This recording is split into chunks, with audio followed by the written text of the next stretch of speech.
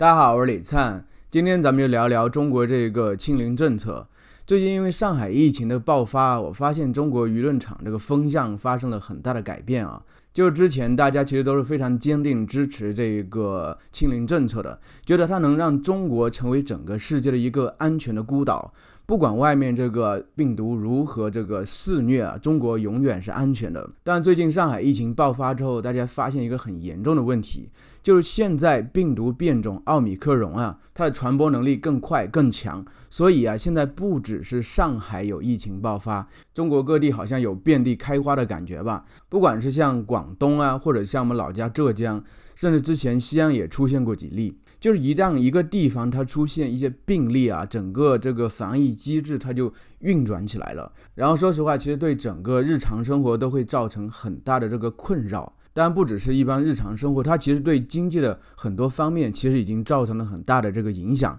比如说电影行业，比如说旅游行业，比如说餐饮行业啊，所以中国现在舆论场慢慢就有一个声音已经越来越响了，就是人们在思考，甚至在疾呼，我们有没有必要继续坚持这个清零政策呢？说到这个清零政策之前，其实我想和大家分享一下我的一个感想，就是关于中国人和中国政府的。就是很多人其实对中国人民有一个误解，就总觉得好像中国人民其实是被洗脑了，然后被严加的这个管控的。这个肯定不是实际情况，只是因为我们的国情不一样，所以造成了大家的误解。就像我们中国人可能没法理解，比如像美国或者西方一些国家，他们人民为什么对这个能这么坦然的接受呢？为什么对政府可以不加指责呢？为什么可以觉得政府都不用管他们呢？其实在中国也是一样，中国特殊国情就决定了中国它其实是一个大政府。大政府是怎么样？大政府就是基本上是像家长一样，什么东西都包了，什么东西都管了，同时造成我们中国人民其实对政府的依赖性比较强，就觉得政府应该管这么多，所以同时政府下发的这些政策啊等等，我们也会比较严格的执行，我们觉得是应该的，所以它是一个双向的过程。之前其实我也说过，中国政府它其实在一定程度上，它也延续的就是儒家治国的那一套理念，就是它必须具有很高的道德感。虽然很多人可能会说，就是说中国这些政府高官，他不是一味都是很有道德的，很多也有贪污的，对不对？甚至还有养情妇的，可能有些人从各种小道消息也知道这种各种事情，对不对？但我们说是整体政府的这个机构，整体政府的执政理念。儒家里面有一套理念，就是说老吾老以及人之老，就是我尊重爱护自己老人，我同时推及到其他老人，我也要爱护和尊重。所以现在大家其实能看到，就是这个疫情的话，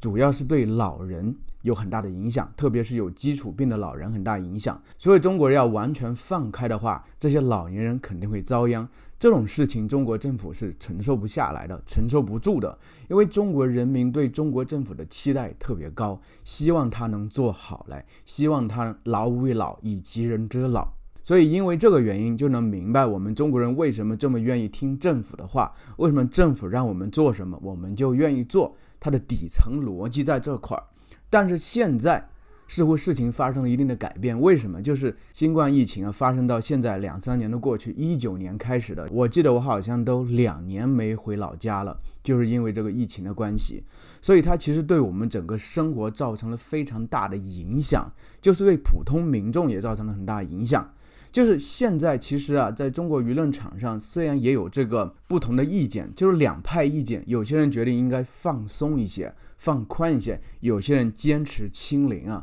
其实说实话在很大程度上是鸡同鸭讲，就是大家的出发点是不一样的。就是很多人他决定应该坚持清零，因为疫情对他的影响还不是特别大，因为比如说公司办公的话，我可以在家里办公，对不对？但说实话对底层人民其实已经有很大的影响了。比如说最近这个因为疫情的关系，就是中国这个快递行业遭受了非常非常大的影响，因为快递中国有70%都是通过陆路运输的，通过中国这个四通八达的高速公路运输那卡车司机一车一车的把货运走而且这个快递一般情况下会经过3个城市就首发城市，然后一个中转城市，然后来到最终一个城市就是终点城市。但是呢，现在因为疫情的关系，很多时候可能不是你的这个终点城市出现疫情，而是中转城市出现疫情的话，这所有的快递都被打回去了。所以快递行业出现问题，中国这整个电商这个就出现了很大的问题，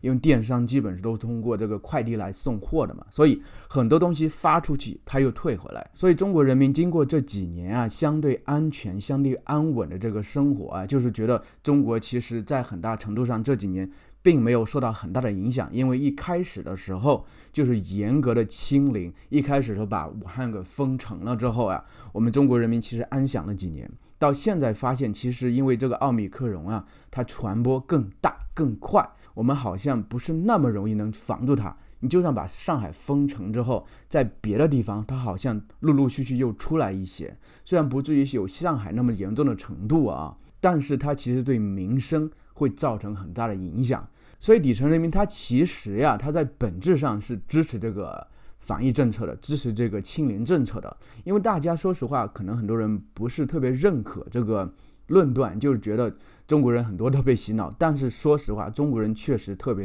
爱国，特别是经历这个新冠疫情之后，大家更相信政府，更爱国。所以说底层人民他不是说不爱国，而是因为啊这个事情对他造成了确实很切实的这一个困扰。就是因为这个政策要不断的执行下去的话，其实会让他们可能会在一定程度上断了经济来源，或者这个收入会一再的降低，可能到最后可能维持生计的都可能会有很大的影响。大家也看到，就是现在因为疫情的关系，不是电影院很多都没法开张了嘛，对不对？之前像这个蝙蝠侠上映，中国像很多地方都没法看，为什么？就因为疫情的关系，中国影院这2年很不容易，很多时候一个影片啊宣发什么都做好之后准备上映了，来那么一下，全部都停摆，全部都不能上映了。其实还有一点就是中国特色吧，我觉得在国外好像不是那么会实现这么事儿，就中国政府啊对这个官员处理这个新冠疫情的这个能力啊，或者当下处理这个手段等等都会比较严格的追责啊，就是你当下如果没有处理好，你可能就会被停职，然后你就丢了这个官位了。所以这在一定程度上当然是好事啊，就是让官员们其实会战战兢兢，就会小心的从事啊，不会那样无所谓，觉得反正就算没有处理好也没有关系。但是在另外一个程度上，大家其实因为战战兢兢如履薄冰啊，就会特别小心。所以这个政策上面下发的这个政策到地方上会层层加码，就是说比如当时西安这个封城的时候，不是每天都要做核酸嘛，比如上面这个说要6点钟开始核酸，然后政策呀层层下来到这个基层之后就会变味儿，因为官员啊他担不起责任，他怕担责任，他就会让基层这些去做核酸的人员啊把时间一再提早，比如说我们要6点钟做核酸，他可能要求人家3点或4点就去集合，然后